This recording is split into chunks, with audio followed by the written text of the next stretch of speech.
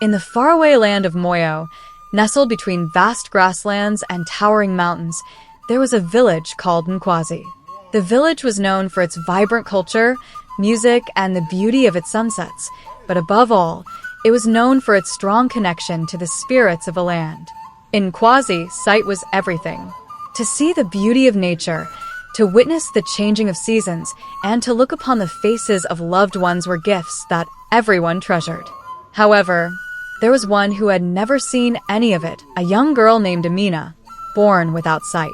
From birth, Amina was different. The villagers whispered about her blindness, believing she had been marked by the spirits for a special reason. Some thought she was cursed, while others felt pity for her. Amina, though, was filled with curiosity about the world she couldn't see. Her mother, Safia, raised her with love, teaching her the sounds of nature and the smells of the earth. The world may be dark to your eyes, but you can still feel its beauty, Safia would say. And indeed, Amina had developed an extraordinary ability to feel the world around her in ways others could not. Though she couldn't see the sun rise, Amina could feel its warmth. She couldn't watch the wind sway the grass, but she could hear the rustling of the blades and sense the way the wind carried stories from distant lands. Her fingers traced the patterns on the bark of trees, and her ears listened to the melodies of birds. In time, Amina became known for her heightened senses, though many still saw her blindness as a burden. One day, as the village prepared for a great harvest festival, disaster struck. A severe drought gripped the land, and the once flowing river that fed their crops had dried up. The elders of Nkwazi performed rituals, praying to the spirits of the land for rain, but the sky remained clear. As the days passed, fear and worry spread among the villagers. Without the river, there would be no harvest, and without the harvest, there would be hunger. Amina, though she could not see the withering crops, could feel the earth crying out. One night, as she sat alone under the stars, she felt a strange presence, a vibration in the air that called to her. She followed the sensation to the base of a great baobab tree, one that the villagers believed was sacred. Sitting beneath its vast branches, she closed her eyes and placed her hands on the earth.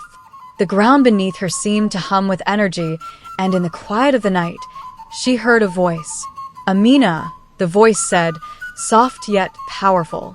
"The land is suffering, but you, who see without eyes, can help." Startled but unafraid, Amina asked, "How can I help when I cannot see?" "The spirits of the earth do not speak to the eyes but to the heart," the voice responded. "Trust in your gift. You must lead your people to the source of the river, where life still flows. There, the balance will be restored." Amina's heart raced, but the message was clear. The next morning, she told her mother what had happened, and though Safia was concerned for her safety, she believed in her daughter's unique connection to the earth. With her mother by her side, Amina approached the village elders. At first, they scoffed at the idea. "What can a blind girl know of the river's ways?" they murmured. But Amina stood firm, her voice filled with quiet strength. "I may not see as you do, but the spirits have spoken to me. We must go upstream, where the river begins." Reluctantly, the villagers agreed. They had no other options. Amina, guided by her inner sense of the earth's rhythm, led the way. As they traveled upstream, the villagers noticed something strange. The air seemed fresher, and the ground beneath their feet felt softer. After hours of walking, they reached a place where the river, though small, still trickled. "This is it," Amina said, placing her hands in the water. "The river is blocked by stones and debris. We must clear it to let the water flow freely once more."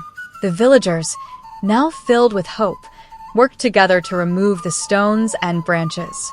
As they did, the water began to gush forward, slowly at first, then faster and faster until the river was flowing with life again. The people cheered, their spirits lifted, and Amina stood quietly, smiling to herself. Though she couldn't see the water, she could feel its power. The village of Nkwazi was saved, and from that day on, Amina was no longer seen as the blind girl. She was the one who had led them to water, the one who had listened to the spirits of the land when no one else could. Her blindness, once seen as a curse, was now understood as a blessing, one that allowed her to see the world in ways far beyond sight. And so, Amina became a legend in her village, her story passed down through generations as a reminder that true vision comes not from the eyes but from the heart.